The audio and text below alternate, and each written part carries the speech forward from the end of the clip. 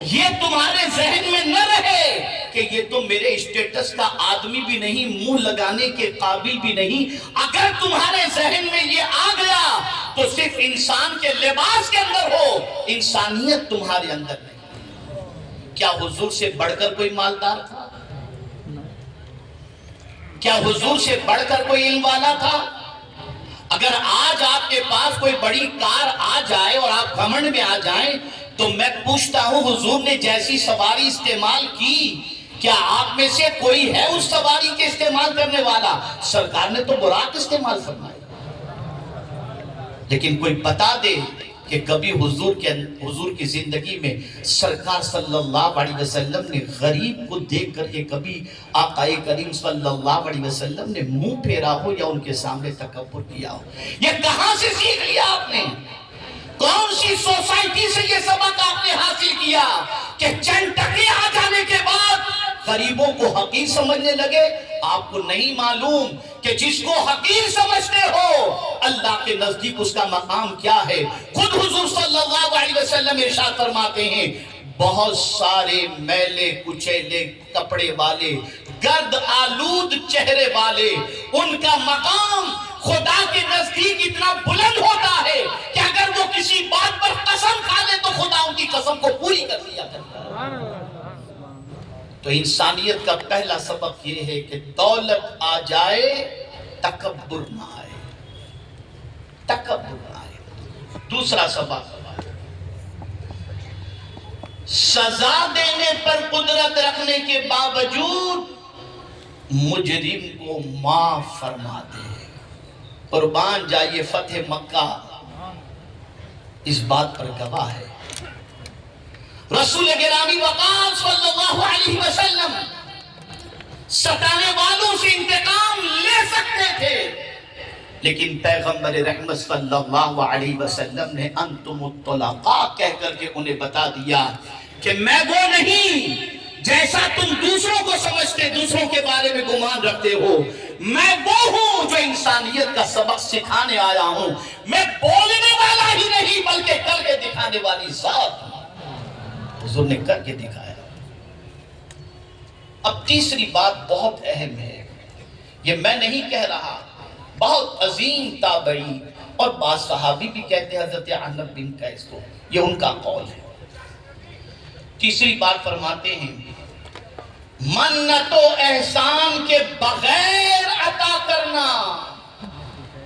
اگر تمہیں قدرت نے دیا ہے تو کسی کو دے کر نہ احسان کرنا، نہ احسان جتانا، اور نہ کسی کے احسان کے بدلے میں دینا۔ اور جب اس چیز کو میں قرآن میں صدیق اکبر کے حوالے سے دیکھتا ہوں تو عقل دنگ رہ جاتی ہے کہ صدیق اکبر نے جب حضرت بلال کو آزاد کیا، دنیا کہہ رہی تھی کہ ابو بکر پر بلال کا کوئی نہ کوئی احسان ہوگا۔ اے صدیق اکبر، آپ کی عظمتوں پر قربان کہ آپ کی انسانیت کا پروردگار جل جلالہ نے اعلان فرمایا کہ ابو بکر نے کسی احسان کے بدلے میں یہ نہیں کیا بلال کو آزاد، بلکہ ابو بکر نے اللہ کی رضا کے لیے بلال کو آزاد فرمایا ہے۔ وَمَا لِأَحَدٍ عِنْدَهُ مِن نِعْمَةٍ تُجْزَى إِلَّا ابْتِغَاءَ وَجْهِ رَبِّهِ الْأَعْلَىٰ۔ آج ہمارا حال یہ ہے کہ کسی غریب کو زکوٰۃ بھی اگر ہم دے دیں تو جب تک کہ ہمارا فوٹو اور لینے والے کا فوٹو نہ چھپے اس وقت تک ہم مطمئن نہیں ہوتے، اور پھر وہ زکوٰۃ لینے والا کسی مقام پر پہنچ جائے بعد میں تو ہم کہتے ہیں یہ کل تو زکوٰۃ لینے والا تھا، میرے پاس آتا تھا زکوٰۃ لینے کے لیے۔ اب سن لو ایسا کہنے والوں کے بارے میں حضور نے کیا فرمایا۔ آقا کریم صلی اللہ علیہ وسلم ارشاد فرماتے ہیں 3 قسم کے لوگوں کو جنت کی خوشبو بھی نہیں ملے گی جو 500 سال کی دوری سے آتے ہیں، نہیں ملے گی ان کو جنت کی خوشبو۔ کون ہے وہ لوگ؟ پہلا وہ شخص جو والدین کو ستانے والا اور بغیر ان کو راضی کیے اس دنیا سے چلا جائے۔ دوسرا وہ شخص جو شرابی شرابی ہو اور توبہ کیے بغیر مر جائے۔ اور آقا فرماتے ہیں جنت کی خوشبو اس کو بھی نہیں ملے گی جو احسان کر کے احسان جتانے والا ہو۔ آپ زکات دے کر احسان جتاتے ہو، آپ کسی کی مدد کر کے احسان جتاتے ہو، کس نے بنایا دینے والا؟ اس پروردگار نے۔ ہونا تو یہ چاہیے کہ دے کر لینے والے کا شکریہ ادا کرو کہ تو نے قبول کر کے مجھے ثواب کمانے کا موقع عطا فرمایا۔ میرے پیارے آقا صلی اللہ تعالی علیہ وسلم کے پیارے دیوانوں، اور عرفاء کا قول بھی آپ کو بتا دوں کہ انسانیت کیا ہے۔ فرماتے ہیں انسانیت یہ ہے جو دوسروں کے دکھ سے خود دکھی ہو جائے، کسی کو دکھ میں دیکھے تو خود دکھی ہو جائے۔ اس کو میں نے اپنے لفظوں میں یوں عرض کیا ہے، اگر کسی کا غم تمہاری آنکھوں کو نم کر دے، یہ انسانیت ہے۔ آج کی پوزیشن یہ ہے، دکھ میں دیکھ کر خوش ہوتے ہیں، ایسا ہونا ہی تھا یار، اب مت پتہ چلے گا، اب مزہ آئے گا، دیکھو اب کیا ہوتا ہے، لا حول ولا قوت الا باللہ العلی العظیم۔ یہ انسانیت نہیں ہے۔ انسانیت یہ ہے کہ کسی کو دکھ میں دیکھ کر کے خود دکھی ہو جاؤ۔ دوسری بات، جو دوسروں کو تکلیف نہ دے اور لوگوں کو راحت پہنچائے۔ انسانیت یہ ہے کہ وہ لوگوں کو راحت پہنچانے والا ہو، تکلیف پہنچانے والا نہ ہو۔ اسی کو حضور نے فرمایا، من اذى المسلم فقد اذانی ومن اذانی فقد اذى اللہ ومن اذى اللہ کان یدخلہ النار۔ ایک مسلمان کبھی اذیت پہنچانے والا ہو ہی نہیں سکتا۔ اس کو ایک چھوٹے سے دوسرے جملے میں سمجھا دوں، کیسا بننا ہے؟ آدمی گھوڑا پالتا ہے، توجہ چاہوں گا اس جملے پر۔ آدمی گھوڑا پالتا ہے اور سانپ کو مار ڈالتا ہے۔ کیوں؟ گھوڑا نفع پہنچانے والا ہے، سانپ نقصان پہنچانے والا ہے۔ جس دن خدا کی قسم ہم مسلمان نفع پہنچانے والے بن جائیں گے، دنیا کی کوئی طاقت ہمیں مٹا نہیں سکتی۔ نفع پہنچانے والے بنو۔ اور سرکار صلی اللہ علیہ وسلم نے فرمایا، لوگوں میں سب سے بہترین انسان وہ ہے جو لوگوں کو سب سے زیادہ نفع پہنچائے۔ اور قرآن کہتا ہے فَأَمَّا الزَّبَدُ فَيَذْهَبُ جُفَاءً وَأَمَّا مَا يَنْفَعُ النَّاسَ فَيَمْكُثُ فِي الْأَرْضِ كَذَلِكَ يَضْرِبُ اللَّهُ الْأَمْثَالَ۔ تیسری بات، کسی کے خلاف ناانصافی یا کسی کو مدد کی ضرورت ہو تو خود سے آگے آئے۔ توجہ چاہوں گا، بلانے کا انتظار نہ کرے، خود سے آگے آئے۔ یہ نہیں کہ کوئی بلائے گا تو جاؤں گا، پتہ چلا یہ مصیبت میں ہے، خود سے چلے جاؤ۔ یہ ہے انسانیت، یہ ہے انسانیت۔ چوتھی بات، اس کے دل میں سب کے لیے عزت ہو، غریب ہو یا امیر، بادشاہ ہو کہ فقیر، سب کے لیے اس کے دل میں عزت ہو، وہ ہر ایک کا احترام کرے۔ میرے پیارے آقا صلی اللہ علیہ وسلم کے پیارے دیوانوں، اور آخری بات انسانیت کے حوالے سے میں کہہ دوں، خود بہت لوگوں پر مہربان ہے اور خدمت گزار ہے یا لوگوں کا درد رکھنے والا ہے، ایسا اپنے بارے میں خود بھی گمان نہ کرے کہ میں اتنا بڑا ہوں، میں یہ تیر مار رہا ہوں، یہ بھالا پھینک رہا ہوں، یہ گولی مار رہا ہوں، یہ کر رہا ہوں، وہ کر رہا ہوں، اپنے بارے میں یہ گمان ہی نہ کرے، بلکہ اٹھتے بیٹھتے کہ الحمدللہ میرے کریم تیرا شکر ہے کہ تو نے مجھے اس قابل بنایا۔ یہاں ہمارا حال یہ ہے کہ کچھ تھوڑا سا یہ سمجھتے ہیں ہم سے بڑا کون. ارے توفیق کس نے عطا فرمائی؟ اللہ اکبر. میرے پیارے آقا صلی اللہ علیہ وسلم کے پیارے دیوانوں، حضرت ایوب علیہ السلام کا واقعہ مجھے یاد آ رہا ہے کہ حضرت ایوب علیہ السلام نے جب سب اس طریقے سے کیا کہ پروردگار جل جلالہ نے خود فرما دیا اِنَّا وَجَدْنَاهُ صَابِرًا، کہ بے شک ہم نے ان کو صبر کرنے والا پایا. تو اب ظاہر سی بات ہے، خدا جب تعریف کرے اپنے بندے کی تو بندے کا مچلنا تو ضروری ہے. تو مچلتے ہوئے اپنے رب سے کہتے ہیں مولا میں نے کیسا صبر کیا نا. تو رب نے بھی فرمایا ایوب یہ صبر کی توفیق لایا کہاں سے؟ جب سنا تو گریبان پھاڑ دیا اور کہا ہاں ہاں مولا یہ توفیق تیری طرف سے ہے. تو سن لو، اگر تم کسی کی مدد کر رہے ہو یہ تمہارا کمال نہیں، یہ اللہ کا کرم ہے کہ اس نے تمہیں توفیق عطا فرمائی. یہ ہے انسانیت، یہ ہے انسانیت.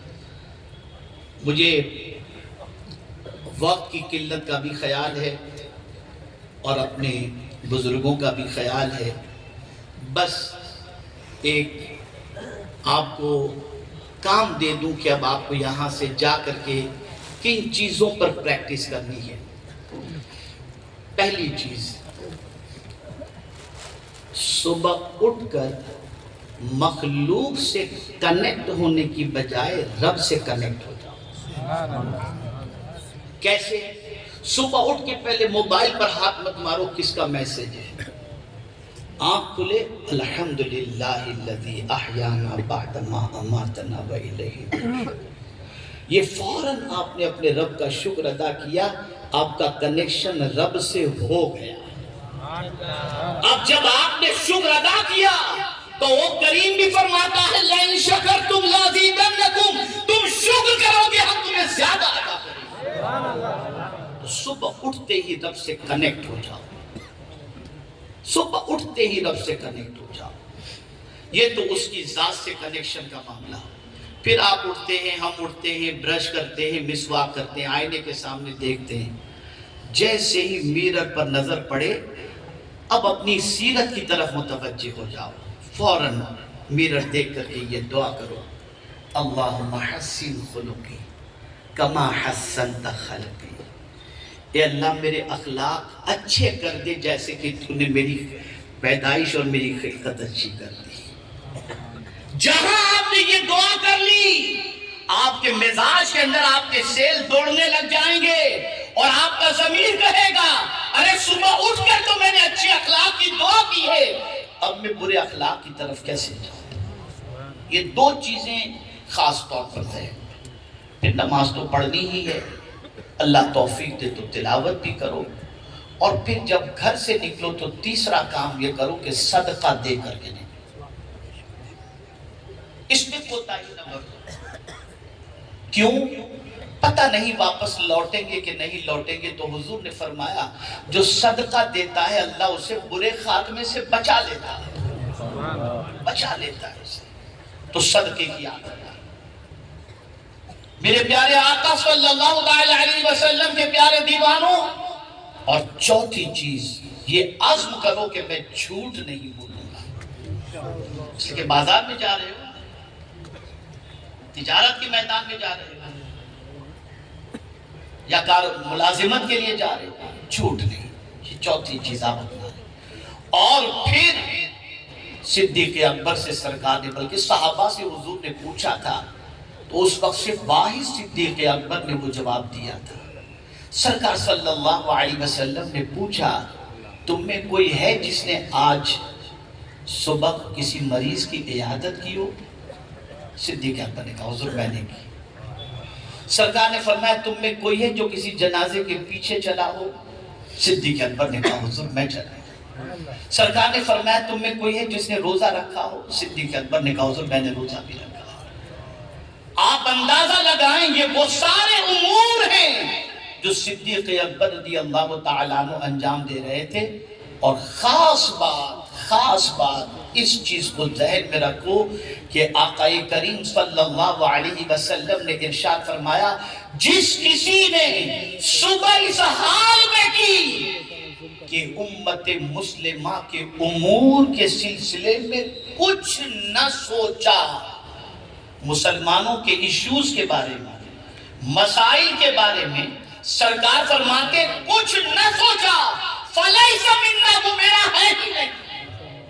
تو صبح اٹھ کے حضور کی امت کے بارے میں سوچو، اس کی فکر کرو۔ یہ چند باتیں تھیں۔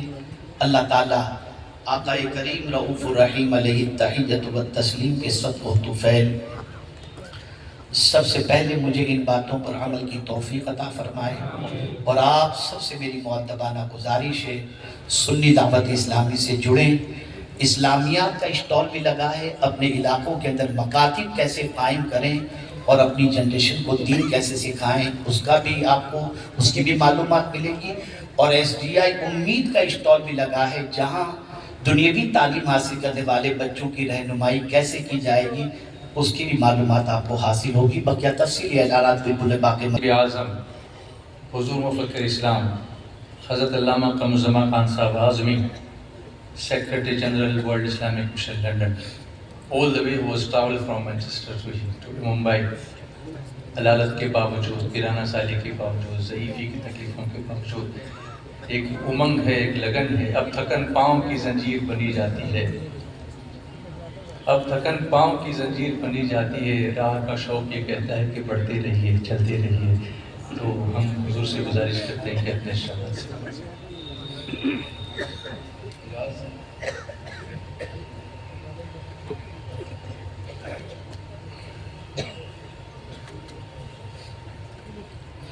الحمد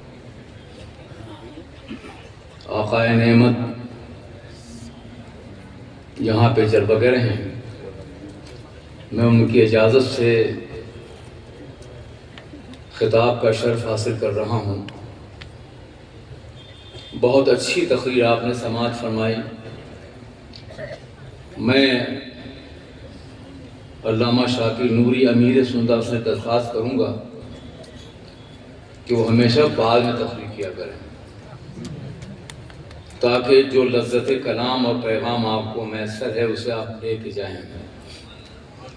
ویسے پیغام ایسا تھا کہ کسی اور تقریر کے بعد بھی آپ محفوظ رکھیں گے، مگر بہر کیف یہ ان کا منصب ہے کہ اس بات کی کوشش کریں کہ ان کا خطاب سب سے بعد میں ہو۔ مہمان تو مہمان ہی ہوتا ہے، کوئی ضروری نہیں ہے کہ اس کے مہمان ہونے کی بنیاد پر اسے بعد میں موقع دیا جائے۔ بہت عمدہ، بہت مؤثر، بہت انسانیت نواز، بہت ہی اخلاق نواز خطاب تھا جو آپ نے سماعت فرمایا۔ کل میں نے عنوان دیا تھا کہ انشاءاللہ کل جو خطاب ہوگا وہ نفرتوں کو محبتوں سے بدلنے کا ہوگا، بلکہ نفرتوں کو محبتوں شکست دینے کا ہوگا۔ حضرات گرامی، حضور سید عالم سرور کائنات محمد الرسول اللہ ہیں جو عظیم انقلاب برپا فرمایا۔ اس انقلاب کا جائزہ لینے کے بعد کبھی اس دور کے مکہ مکرمہ کا جائزہ لیجئے جس دور میں سرکار دو عالم صلی اللہ علیہ وسلم جلوگر ہوئے تھے،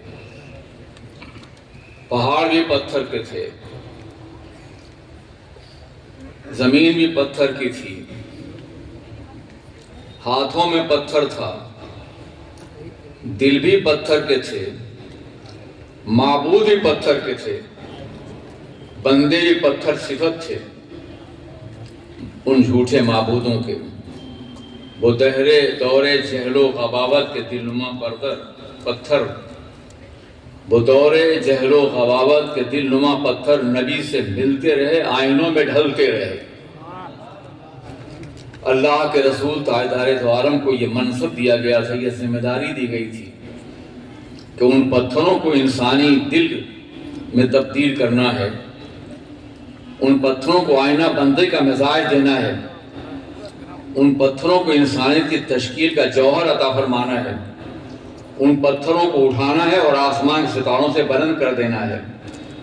یہ وہ عظیم منصب تھا جو پیغمبر اعظم کو عطا فرمایا گیا، اور آپ نے دیکھا کہ 23 سال کی مختصر سی مدت میں آپ نے لاکھوں پتھر نما دلوں کو دھڑکتے ہوئے انسانی قلوب میں تبدیل فرما دیا، اور یہ سلسلہ آج تک جاری ہے اور قیامت جاری رہے گا۔ یہ وہ عظیم انقلاب تھا جس کی مثال دنیا کی تاریخ میں نہیں ملتی، لیکن اس انقلاب کو برپا کرنے کے لیے پیغمبر رحمت نے، آقائے دو جہاں نے، سرکار دو عالم نے، انیس بے کساں نے، چارہ ساز دردمندہ نے، رحمت للعالمین نے کتنے پتھر کھائے ہیں، کبھی آپ کو اس کا اندازہ ہوا؟ اگر پتھروں کا جواب پتھروں سے دیا جاتا تو انسانیت پتھر بن کے رہ جاتی۔ پتھروں جواب محبت سے دیا گیا تھا، تعمیر کردار سے دیا گیا تھا، تشکیل اخلاق سے دیا گیا تھا، زندگی سنوارنے سے دیا گیا تھا۔ آئیے سب سے پہلے اس عظیم برپا کی ہوئے انقلاب کے کچھ گوشوں پہ نظر ڈالوں میں۔ آج کے دور میں تاریخ میں عظیم افراد، عظیم ایام کو منایا جاتا ہے، ان کا ذکر کیا جاتا ہے۔ مثال کے طور پر انسان غلامی کی زنجیروں میں جکڑا ہوا تھا، پوری دنیا سسک رہی تھی، انسان نے انسانوں کو اپنا غلام بنا رکھا تھا۔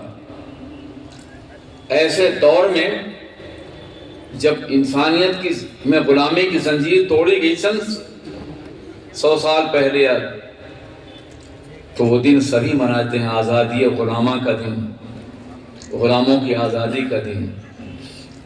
وہ یاد سبھی مناتے ہیں، وہ ذکر سبھی کرتے ہیں، تاریخ میں اسے محفوظ کر دیا گیا ہے۔ لیکن اگر دن منایا ہے، یاد منانی ہے، تو اس ذات کی مناؤ جس نے سب سے پہلے بلال کو آسمانی ہدایت کا آفتاب کامل بنا دیا، جس نے سب سے پہلے غلامی کی زنجیریں توڑی۔ غلامی کی زنجیریں 18ویں صدی میں، 19ویں صدی کے آغاز میں توڑی گئیں، اور انہوں نے 1400 سال پہلے غلاموں کو حقائق کا منصب عطا فرمایا۔ اس لیے یاد ہے تو ان کی یاد مناؤ۔ انقلاب تو انہوں نے برپا کیا تھا، تم نے تو جو کچھ لیا ہے ان کے آستانے سے فیض کے طور پہ لیا ہے۔ آئی تھی میرے ساتھ مساوات کی شعاع، یہ آفتاب وقت کی پہلی کرن نہیں۔ یہ سب کچھ آج کے انسانوں کی عطا نہیں ہے، بلکہ حضور رحمت عالم کا بخشا ہوا صدقہ ہے، ان کے در کی بھیک ہے، جو دنیا شعوری طور پر یا لاشعوری طور پر سمجھے ہوئے یا بغیر سمجھے ہوئے اسے قبول کر رہی ہے۔ لوگ دستور کا دن مناتے ہیں، ایک ایسی قوم جو حشد و بربریت کے جنگل میں زندگی گزار رہی تھی، جس کے پاس کوئی قانون نہیں تھا، جس کے پاس کوئی دستور نہیں تھا، جس کے پاس مقننہ نہیں تھی، جس کے پاس عدلیہ نہیں تھی، جس کے پاس نظام عدل نہیں تھا، جس کے پاس فیصلے کا انداز نہیں تھا، جس کی لاٹھی اور اس کی بھینس یہ قانون تھا، جو طاقتور ہوتا وہ ظلم پہ ظلم کرتا چلا جاتا۔ حالانکہ وہ آج بھی ہو رہا ہے، لیکن بہرکیف وہ دور بہت وحشتناک تھا۔ ایسے دور میں ایک بیدار دماغ نے سوچا کہ ہمیں ایک قانون بنانا ہے، ایک ایسا نظام بنانا ہے، ایک ایسا آئین بنانا ہے جس میں سسکتی ہوئی انسان کو سکون ملے، آدمی کو باضابطہ انصاف مل سکے۔ اس لیے اس نے ایک قانون بنایا، ایک دستور بنایا، اسے نافذ کیا۔ دساتیر عالم میں بہت سے ایسے مقامات ہیں، بہت سے ایسے قومیں ہیں جہاں دستور سازی کا منصب عطا کیا گیا۔ عزیزان ملت اسلامیہ، یہ ایک اچھا قدم ہے، مگر سنو، دستور ضرور انسانوں نے بنایا ہوگا، مگر کل بھی میں نے بتایا تھا اور آج بھی کہ انسانی دستور کبھی بھی انصاف کے حقوق کو اور انصاف کے تقاضوں کو پورا نہیں کر سکتے ہیں، بدلتے رہتے ہیں، انداز بدلتے رہتے ہیں۔ اس کے اوپر کوئی ایسی قوت نہیں ہے جو اسے نافذ کرنے کی صلاحیت رکھتی ہو۔ اس لیے اگر قانون کا دن منانا ہے، دستور کی یاد منانی ہے، دستور کا تذکرہ کرنا ہے، دستور پہ عمل کرنا ہے، تو اس خالق کائنات کا دن مناؤ جس نے قرآن پاک نازل کیا، سب سے عظیم دستور، سب سے عظیم نظام، سب سے عظیم آئین جو ہر دور میں یکساں رہے گا، ہر دور مفید رہے گا، اور ہر دور میں دنیا کے ہر طبقے کو مکمل انصاف دلاتا رہے گا۔ میرے عزیز ساتھیوں اور دوستوں، بہت سے لوگ آج کے دور میں مساوات کا دن مناتے ہیں، سب برابر ہیں، سب برابر ہیں، اگرچہ یہ دن ضرور منایا جاتا ہے، کہا ضرور جاتا ہے کہ ہم نے دنیا کو مساوات کا درس دیا ہے، مگر میرے عزیز ساتھیوں ذرا سوچو، تم نے پہلے دنیا کو تقسیم کیا اور پھر مساوات کا درس دے رہے ہو۔ تم نے پہلے دنیا کو عربی اور عجمی میں، مشرق اور مغرب میں، کالے اور گورے میں، پست اور بلند میں، برٹش ہے، یہ جرمن ہے، یہ انڈین ہے، پہلے تقسیم کیا اور پھر مساوات کی بات کر رہے ہو، انسانیت یکتائی کی بات کر رہے ہو۔ ذرا اس پیغمبر کی مقدس سیرت کو دیکھو، اس کے نظام کو دیکھو، جس نے سب سے پہلے بتایا تھا لا فضل لعربی علی عجمی ولا لعجمی الا بالتقوی، کسی عربی کو عجمی پہ، کسی عجمی کو عربی پہ کوئی فضیلت نہیں ہے۔ نسب اور خاندان کے غرور ٹوٹے، زمینوں کی سرحدوں کو مٹا دیا گیا ہے، انسانیت کی بنیاد پہ مساوات کا درس دیا گیا ہے۔ آئی تھی میرے ساتھ مساوات کی شعاع، یہ آفتاب وقت کی پہلی کرن نہیں، یہ اسلام نے یہ تصور دیا، کسی اور نے نہیں۔ آپ تقسیم کرتے ہو پھر ملاتے ہو، تقسیم ملل، ملت افرنگ کا مقصود، اسلام کا مقصود فقط وحدت آدم۔ ملتوں کی تقسیم دنیا والے کرتے ہیں، مگر اسلام تو دراصل وحدت آدم کی بوجھ کرتا ہے۔ سارے آدمی ایک ہیں، کلکم من آدم و آدم من تراب، تم سب آدم کی اولاد ہو، خواہ تم عربی ہو یا عجمی ہو، کالے ہو یا گورے ہو، مشرق میں ہو یا مغرب میں ہو، کسی بھی قوم سے متعلق ہو، آدم کی اولاد کو ہو، اور آدم کو مٹی سے پیدا کیا گیا تھا۔ تم اپنی تخلیق کی بنیاد کو فراموش مت کرنا، تم سب برابر ہو۔ یہ تصور کس نے دیا؟ یہ انداز کس نے؟ میں ایک کارڈ بھیج دیا، daddy you are the best father, آپ بہت بڑے فادر، بڑے اچھے ہیں، اور سال بھر بھولے رہے، ان کی خلاف ورزی کرتے رہے، احکامات کو توڑتے رہے، ان کی پرواہ بھی نہیں کرتے رہے۔ مجھے یاد ہے میامی کے ہوٹل میں بیٹھا ہوا تھا، دو میاں بیوی ایک دوسرے کے سہارے سے اندر داخل ہوئے۔ یاد رکھو ان میں کوئی تنہا نہیں چڑھ سکتا تھا، بلکہ دوسرے کے سہارے سے۔ کوئی چیئر خالی نہیں تھی، میرے پاس دو کرسیاں میرے قریب تھی، میں ان کو بٹھالا، انہیں کافی پیش کی، شکریہ ادا کیا انہوں نے، اور کہا، میں نے پوچھا کہ آپ کا کوئی ہے بیٹے اور بچے؟ اور کہا ہاں، ایک کینیڈا میں ہے، ایک شکاگو میں ہے، دو لڑکے ہیں میرے، کبھی آتے ہیں وہ؟ کہا نہیں، وہ کبھی کارڈ بھیج دیتے ہیں کرسمس میں، اور کبھی موقع ملا تو سال دو سال میں آ جاتے ہیں۔ بڑھاپا تنہا گزر رہا تھا، مگر سنو، اگر ماں باپ کا دل منانا ہے تو اس رسول کا دل مناؤ جس نے ماں باپ کی دعاؤں کو نبی کی دعا کے برابر قرار دیا ہے۔ دعا والدین لولدی کا دعائی لکم، دعا والدین لولدی کا دعائی لکم، باپ کی دعا اپنے بیٹے کے لیے ایسی ہے جیسے کہ میری دعا اپنے امت کے لیے ہے۔ اگر ماں کا دل مناؤ تو اس رسول کا دل مناؤ جس نے کہا ماں کے قدموں کے نیچے جنت ہے، ہماری جنت ماں کے قدموں کے نیچے ہے۔ اور اگر ماں کا دل مناؤ باپ کا، تو اس نبی کا دل مناؤ جس نے ہر نماز میں اپنے ماں باپ کے لیے باضابطہ دعائیں کی ہیں۔ آج استاذ کا دل منایا جاتا ہے، استاذ کا دل مناؤ تو اس معلم اول کا دل مناؤ جس کا معلم خود پروردگار عالم ہے۔ وَعَلَّمَكَ مَا لَمْ تَكُنْ تَعْلَمْ وَكَانَ فَضْلُ اللَّهِ عَلَيْكَ عَظِيمًا، اللہ نے آپ کو سب کچھ سکھایا جو آپ نہیں جانتے تھے، آپ پر اللہ کا بے پناہ فضل تھا، اور جس نے استاذ کی عظمت کو دنیا کے سامنے پیش کیا۔ اس طرح سے آپ جس بھی اعتبار سے دنیا کی تاریخ میں دنوں کے منانے کا تصور کریں گے، آپ کو سب سے پہلے بارگاہ رسول میں جانا پڑے گا، اسلام کی تاریخ میں جانا پڑے گا، اسلامی نظام کو سمجھنا پڑے گا، اسلام کے آئین کو۔ مگر دنیا میں یہ مساوات اور برابری اور غلامی کی زنجیروں توڑنے کا جو نصاب پیش کیا گیا، اس کے لیے رسول پاک جو زحمتیں برداشت کی ہیں، کبھی آپ نے اس کا اندازہ کیا؟ کبھی آپ نے غور کیا؟ کبھی انتقام نہیں لیا، کبھی ظلم کے جواب میں ظلم نہیں کیا، بلکہ ہمیشہ ظلم کے جواب میں محبت کی ہے، نفرتوں کے جواب میں پیار عطا فرمایا۔ اللہ کے رسول تاجدار دو عالم سرور کائنات محمد رسول اللہ صلی اللہ علیہ وسلم کعبہ مقدسہ کی دیواروں کے نیچے اپنے پروردگار کا سجدہ کر رہے ہیں۔ ابو جہل آتا ہے اور آپ کی پیٹھ پر اونٹ کی اوجھڑی رکھ دیتا ہے، پورا اسٹومک اونٹ کا جو منو وزنی ہوتا ہے، آپ سر نہیں اٹھا پاتے، اپنے رب کی بارگاہ میں جھکے ہوئے ہیں۔ کیا دردناک عالم رہا ہوگا۔ جناب فاطمہ الزہرا 8 سال کی ہیں، انہوں نے اپنے حجرے سے دیکھ لیا، حاضر ہوئیں اور اپنے ہاتھ سے اٹھایا، اور اٹھانے کے بعد کچھ کہنا چاہ رہی تھی، مگر آپ کو خاموش کر دیا گیا۔ حضور رحمت عالم نے اس کا کوئی جواب نہیں دیا۔ جناب امیر حمزہ رضی اللہ تعالیٰ عنہ ابھی اسلام نہیں لائے تھے، عرب کے بہت بہادر تھے، عظیم انسان تھے، ان کی کنیز دیکھ رہی تھی۔ جب وہ گھر گئے تو انہوں نے کہا کہ آپ شکار کر رہے ہیں، عرب کے بہادر ہیں، اور آپ کا یتیم بھتیجا کعبہ مقدسہ کے دیواروں کی زخم برداشت کر رہا ہے، کچھ خیال ہے آپ کا؟ خون نے جوش مارا، آپ گئے، ابو جہل کو آپ نے بالوں سے پکڑا، کعبہ کی زمین پہ اس کے سر کو رگڑا اور کہا سنو، آج کے بعد اگر تم نے میرے بھتیجے پہ انگلی اٹھائی تو تمہاری آنکھیں اپنے حلق میں محفوظ نہیں رہیں گی، میں توڑ دوں گا تمہارا ہاتھ۔ ان کے غضب، ان کے جلال کو دیکھ کے ابو جہل خاموش ہو گیا۔ عرب ان کی عظمت کو مانتا تھا، تسلیم کرتا تھا، وہ خاموش ہو گیا۔ اس کے بعد ظلم کا راستہ بند کر دیا۔ مگر جب آپ حضور کے گھر میں گئے اور کہا بھتیجے غم نہ کرنا، میں نے ابو جہل کو سزا دی ہے، آئندہ وہ تمہارے اوپر ہاتھ نہیں اٹھائے گا۔ تو آپ نے کہا، آپ کی آنکھوں میں آنسو تھے، آپ نے کہا چچا، آپ نے اگر ابو جہل کو خوش مارا ہے یا سزا دی ہے تو میں اس سے خوش نہیں ہوں۔ اگر آپ مجھے خوش دیکھنا چاہتے ہیں تو اس خدا کی بارگاہ میں جھک جائیے جس کی بارگاہ میں محمد کی پیشانی جھکی ہوئی ہے۔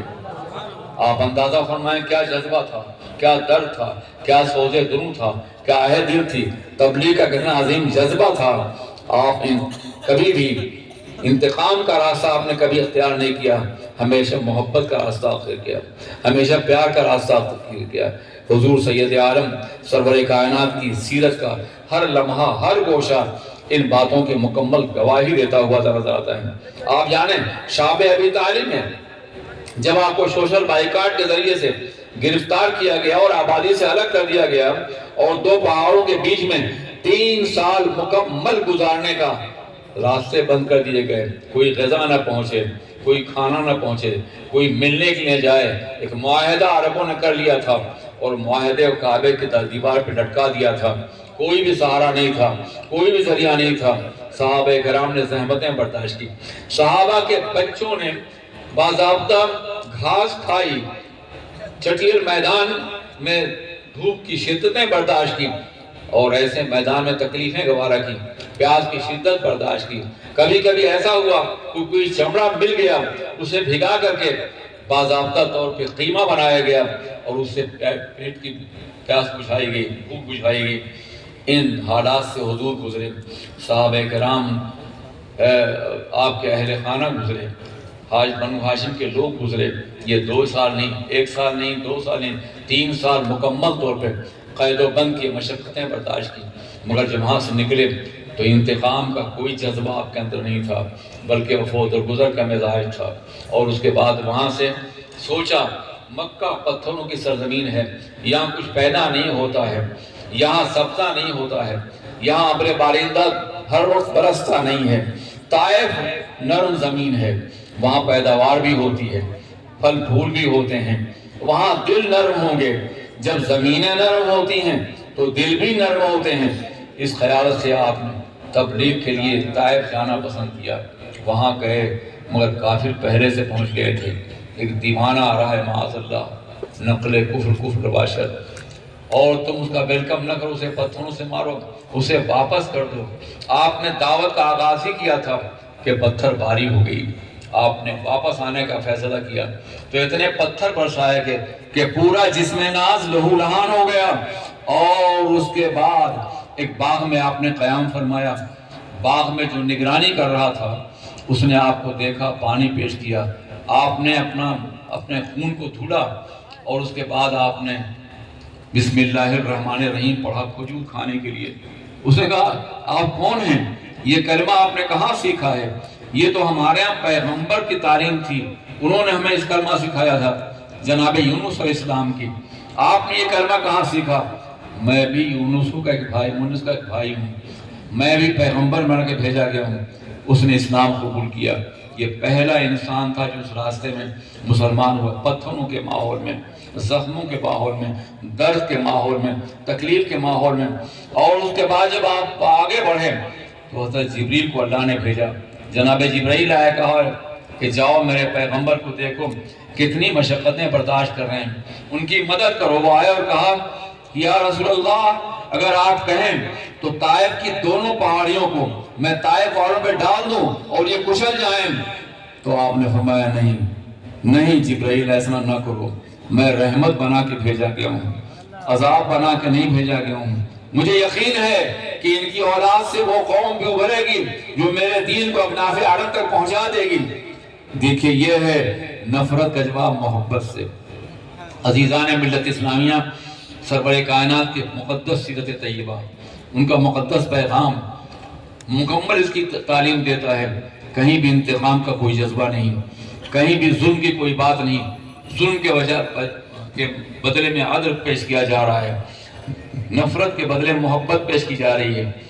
آپ تاریخ کے دوسرے اوراق کو الٹیے، آپ کو ایسی ہزاروں مثالیں ملیں گی سرکار کی زندگی میں، صحابہ کرام کی مقدس زندگی میں۔ حالانکہ باضابطہ طور پہ انتقام لینا ہوتا تو آپ لے سکتے تھے، صحابہ کرام جتنی محبت کرتے تھے وہ آپ کو انتقام پہ آمادہ ہوتے تو مکہ جنگ سے بھر جاتا، خون سے بھر جاتا، لیکن آپ نے صحابہ کو اس بات کی اجازت نہیں دی، اور نہ صحابہ نے کبھی آپ کے مقدس لبوں سے کہ میں انتقام کا کوئی جذبہ سنا۔ انتہائی محبت کے ساتھ انہوں نے ہر ظلم کو سہا، ہجرتیں کی آپ کے حبشہ کی طرف، کبھی مدینے کی طرف، وطن چھوڑا، اپنا گھر چھوڑا، اپنا مکان چھوڑا، اپنی اولاد چھوڑی، اپنی دولت چھوڑی، فاقہ کیا، مگر نفرت کا جواب محبت سے دیا انہوں نے۔ ایک نظام تھا جو عقائد و جہاں نے عطا فرمایا تھا، حضور سید عالم نے عطا فرمایا تھا، حضور رحمت عالم نے عطا فرمایا تھا دنیا کو، اور جب تک یہ نظام باقی رہا، اسلام ایک غالب قوت کی حیثیت سے دنیا کے سامنے رہا۔ یہ مت سوچو کہ اگر کسی قوم پر ظلم ہو رہا ہے یا ہم پر ظلم ہو رہا ہے تو یہ ہمیشہ باقی رہے گا۔ اگر نفرتوں کے جواب میں ہم نے محبتیں پیش کی تو ایک وقت ایسا آئے گا کہ ظلم کرنے والوں کی انسانیت جاگے گی اور وہ محبت کرنے میں مجبور ہوں گے۔ آج پوری دنیا میں مسلمان کچھ ایسی حالات سے گزر رہا ہے، مگر ہم جانتے ہیں کہ اس لیے گزر رہا ہے کہ سیرت رسول پہ عمل کرنا ہم نے چھوڑ دیا ہے۔ انیس بے کساں چار ساز دردماں کی مقدس زندگی ہمارے سامنے نہیں ہے۔ اس رحمت عالم اور رحمت تمام نے جو نظام پیش کیا تھا، جو آئین پیش کیا تھا، ہم نے اس سے انحراف کیا ہے۔ ہم تو آپس میں لڑتے رہے ہیں، ایک دوسرے کو تباہ کرتے رہے، ایک دوسرے کو برباد کرتے رہے، سلاطین سے لڑتے رہے، قومیں قوموں سے لڑتی رہیں، طبقے طبقوں سے لڑتے رہیں، فرقے فرقوں سے لڑتے رہیں، اور جب ہمارے لڑنے کا ماحول اس حد تک آگے بڑھ گیا تو دنیا نے بھی ہم کو کچلنے کا فیصلہ کر لیا۔ آپ ذرا سوچئے غزہ کی زمین پر جو کچھ ہوا ہے وہ اس لیے نہیں ہوا ہے کہ وہ اس کے مستحق تھے، اس لیے ہوا ہے کہ عربوں نے آپس میں لڑنا شروع کر دیا، اور جب دنیا دیکھا کہ یہ مردہ بن چکے ہیں، ان کے زندگی کے آثار نہیں ہیں، ان کی غیرت مر چکی ہے، یہ کسی بھی قیمت پر اٹھنے کے لیے تیار نہیں ہے، تو مارا اور فنا کر دیا۔ 70,000 سے زیادہ افراد کو شہید کر دیا گیا۔ اگر لوگ زندہ ہوتے، محبتیں زندہ ہوتی، اسلامی اخلاق زندہ ہوتی، اسلامی روایات زندہ ہوتی، وہ طرز عمل زندہ ہوتا کہ ہندوستان کی سرزمین سے ایک لڑکی آواز دیتی ہے حجاج بن یوسف کو مدد کے لیے آؤ سندھ کی سرزمین سے، تو حجاج سن لیتا ہے اپنے دارالعمارت میں اور ہندوستان کی تصویر میں گھونپ لیتا ہے تلوار، کہتا ہے ہندوستان فتح ہو گیا، اور پھر محمد ابن قاسم کو بھیجتا ہے۔ قطیبہ بن مسلم عالم مسلم باہلی چند افراد کی آواز میں گئے تھے، اور طارق ابن زیاد بھی ایک نئی زمین کو فتح کرنے کے لیے اس طور پہ گئے تھے کہ محبتوں کا پیغام لے کر کے، نفرتوں سے دور ہو کر کے آپ نے اس دین کی زمین میں قدم رکھا اور کشتیوں میں آگ لگا دیا۔ کہا حضور کشتیوں میں آگ لگا رہے ہیں آپ، اگر شکست کھا گئے تو واپس کیسے جائیں گے؟ یہ زمین غیر ہے، یہ ارض غیر۔ تو فرمایا نہیں، یہ اللہ کی زمین ہے، ہر ملک ملک ماس کے ملک خدا ماس، یہ ہمارا ملک ہے، اس لیے ہمارے خدا کا ملک ہے۔ یا تو ہم یہاں کامیاب ہوں گے، اپنی محبت سے ان کی نفرتوں کو بدلیں گے، یا پھر اس زمین پہ شہادت کے بعد ہماری قبریں بنے گی اور ہماری قبریں آنے والے قافلے کو آواز دیں گی۔ اور دیکھا آپ نے کہ اللہ نے کامیاب فرمایا، اور کم و بیش 800 سال تک اس سرزمین پر محبت کا پیغام لے کے جانے والوں نے حکومت کیا، انقلاب برپا کیا، اور وہاں سے علم اور تعلیم کی وہ عظیم شعاعیں پھوٹی جس نے پوری دنیا پہ اس کے اثرات مرتب کیے۔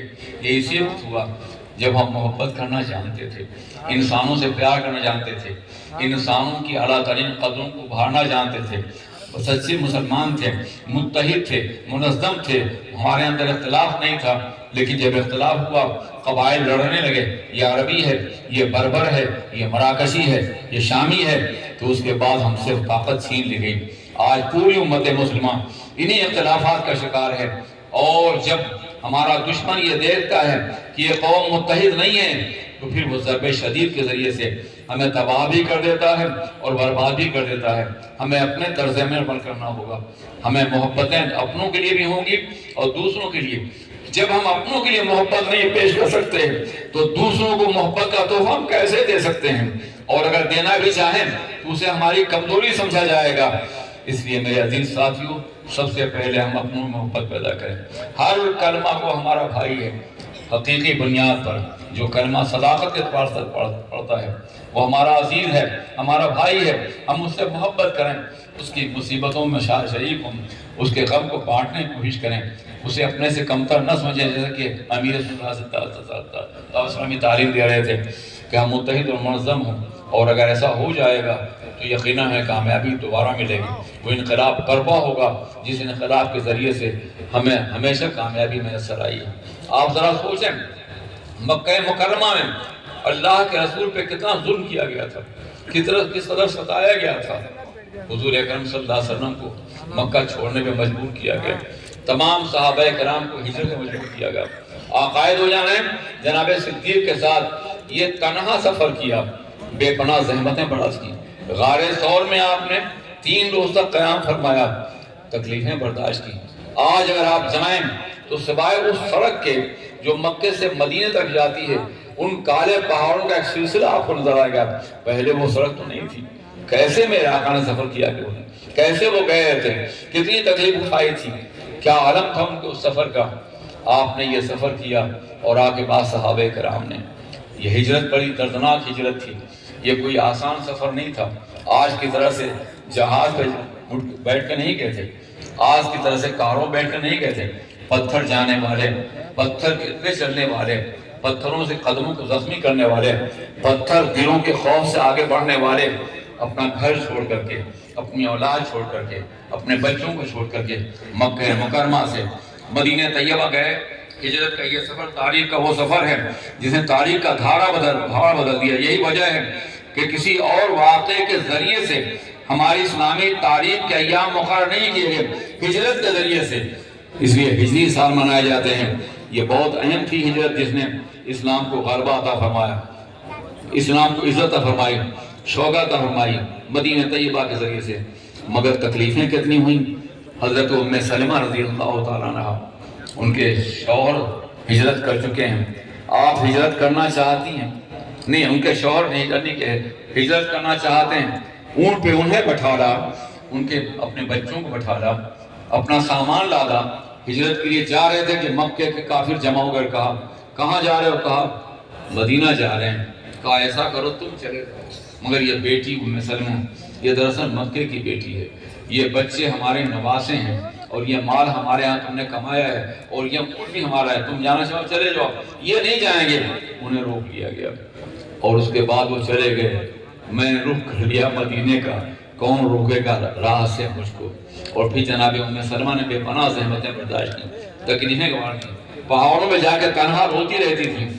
کسی اچھے انسان کو باضابطہ رحم آ گیا ان کے اوپر، بچے دلوائے اور آگے اونٹ کے سفر کیا، اس نے انہیں مدینہ تک پہنچایا۔ ان تمام تکالیف کی تاریخ بڑی دردناک اور بڑی واضح ہے، مگر انتقام کا کوئی جذبہ نہیں ہے۔ اللہ کے رسول نے صلح حدیبیہ کی تکلیفیں برداشت کی، مدینے میں تکلیفیں برداشت کی، اور اس کے بعد آپ نے دیکھا کہ مکہ فتح ہوا۔ علامہ نے اشارتاً کہا تھا مکہ فتح ہوا تو مکے کے لوگ لرز رہے تھے، کانپ رہے تھے، جنہوں نے ظلم کیا تھا، جنہوں نے پتھر مارے تھے، جنہوں نے پاگل کہا تھا، دیوانہ کہا تھا، شاعر کہا تھا، ساحر کہا تھا، طرح طرح کے نام دیے تھے، قتل کے منصوبے بنائے تھے، وہ آج کانپ رہے تھے. ایک فاتح اعظم جلوگر ہو رہے ہیں, آج ہماری خیر نہیں ہے.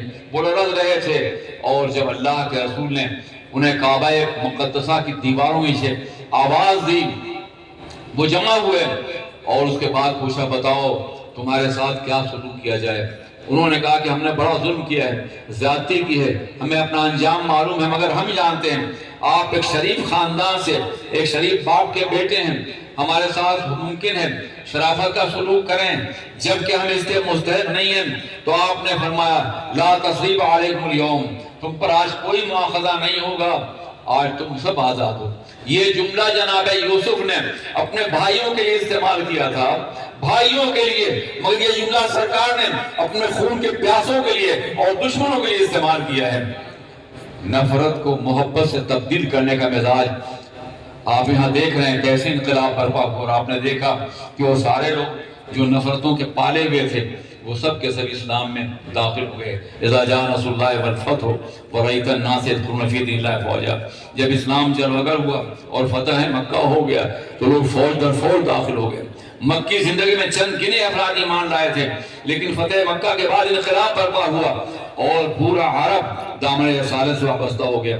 یہ محبت تھی جس نے نفرت کو شکست دی, جس نے ظلم کو شکست دیا, جس نے ذاتی کو شکست دی, اور اس کے ذریعے سے اسلام ایک عظیم قوت بن کے ابھرا. میرے عزیز ساتھیوں, اسلام کے اندر خود ایک بڑی طاقت ہے. اسلام کی قدرت فطرت میں قدرت نے لچک دی ہے, اتنا ہی یہ ابھرے گا جتنا کہ دباؤ گے.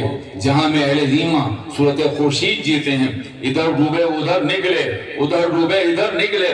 عظیم ہے اسلام, ایک زندہ مذہب ہے, ایک زندہ کتاب کا حامل ہے, ایک زندہ نظام کا حامل ہے, ایک زندہ قوتوں کا حامل ہے.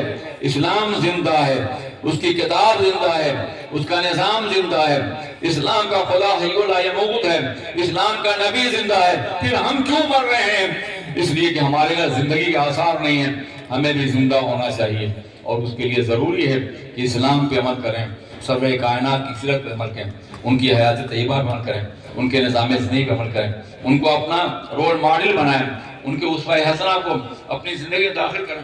اور جس روز حضور رحمت عالم کی سیرت طیبہ ہمارے سامنے ہوگی اور ہم پہ عمل کریں, اس روز ہمارے غلبے کا آغاز ہوگا, ہماری عظمتوں کا آغاز ہوگا, ہماری کامیابی کا آغاز ہوگا. دنیا کی قوم, کوئی قوم مسلمان شکر نہیں سکتی ہے, لیکن اب بھی ہم مایوس نہیں ہیں. اتنا عظیم الشان جلسہ اور اتنے عظیم الشان لوگ ایک شخص کی آواز پر, اس کے درد دل پر, اس کے سوز دنوں پر, اس کی آیت مکائی پر, اس کے نالہ نیم شوی پر جمع ہو جاتا ہے. تو اس کا مطلب یہ ہے کہ ابھی ہمارے خاکستر کچھ چنگاریاں موجود ہیں جنہیں بھڑکایا جائے تو ایک عظیم قوت بن سکتے ہیں. آپ کو جو تعلیم دی جاتی ہے, بتایا جاتا ہے, خدا را اس پر عمل کریں. اللہ تعالیٰ آپ کو کامیابی سے ہمکنار کرے. بڑا وسیع موضوع ہے, انشاءاللہ پھر کبھی گفتگو ہوگی. مجھے ہمیشہ اپنے وقت کا اور آپ کے وقت کا خیال لائے. میرے عزیز ساتھیوں, ایک بات کا وعدہ کریں, الحمدللہ یہ لاکھوں کا مجمع ہے, لیکن آج یہ وعدہ کریں کہ اگلے سال جب اجتماع ہوگا تو ہر آدمی ایک آدمی کو لے کے آئے گا. طے کر لیے, کریں گے نا آپ یہ لوگ؟ ہر آدمی ایک آدمی کو لے کے آئے گا تاکہ یہ مجمع دگنا ہو جائے, اور امیر سنت اسلامی کا اور علماء کا پیغام وہ سننے کی کوشش کریں. میں مشکور ہوں حضرت امیر کا اور آپ سب لوگوں کا کہ آپ نے میری بات سنی, اور اس کے ساتھ ساتھ وہ سارے پیغامات جو مختلف مجلسوں میں مختلف ذریعے سے پہنچائے جاتے ہیں ان پہ عمل کریں. اس تحریک کو عالمگیر تحریک جو بڑھنے کی طرف قدم اٹھا چکے ہیں بنانے کی کوشش کریں. السلام علیکم ورحمۃ اللہ وبرکاتہ. وعلیکم السلام ورحمۃ اللہ وبرکاتہ. سبحان اللہ. ایک عظیم پیغام ایک عظیم خطیب اعظم سے ہم نے سنا. حضور مفکر اسلام کو اللہ صحت و تندرستی عطا فرمائے, دراز عمر بالخیر عطا فرمائے, ان کا سایہ ان پر ہمیشہ سلامت رہے. So after a grand alim, we are privileged and happy and honored to welcome the Markaz Ismail Habib Masjid for the weekly Ijtima. I hope you remember, sir. And he did an amazing speech there. And there he promised us that whenever this Ijtima happens in Wadi Nur Azad Maidan, he said, I will be there. And he is here, mashallah. From the bottom of our heart and the bottom of a million hearts here, we welcome you. We offer you a grand welcome, sir. We have to we can listen to you all night. Yes, but yeah, but because of the restrictions of the timings and all, I'm sure that inshallah you will keep it very interesting, and inshallah everybody will be listening. So please come on the mic. Assalamu alaikum wa rahmatullah.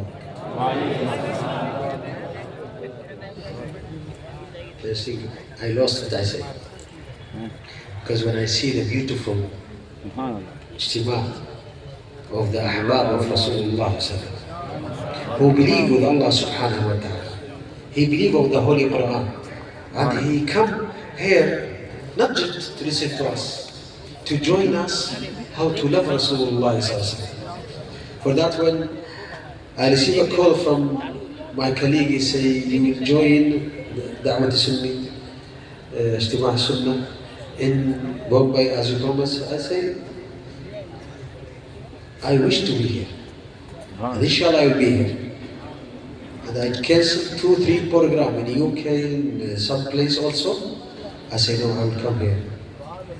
Not because of the lot of public, no. Because I see the people here, he believe, and he come, he sit on the floor from morning to night, hot, cold, food, control. He come to listen to us. Why? Because he want to get some knowledge. He gets some spiritual. The ulama, he speech from morning to night. Because we talk, in the university we talk with the ulama. Same level, because educate. And some people we go for a student. We talk with them as a student and as a doctor or prof. But when we come for the local, we talk with the local by heart. By heart. The beautiful thing, I have prepared some study about this meeting. It's bila tashbih. Now if you think about the Qiyamah day, the Judge Day, Yawm al-Qiyamah, people he come from all the dunya, white, black, Muslim, non-Muslim, believe, muhib, but all will be in one land. There is no one who's a top, no king, no prince, no sayyid, no poor. Just in his amal. Subhanallah. Amal. But Rasulullah he say, you think you will enter to the Jannah for your salah, for your sawm, for your hajj, for your zakah? He say yes. Rasulullah say no. Allah wish. Allah he wish you enter to the Jannah. Because one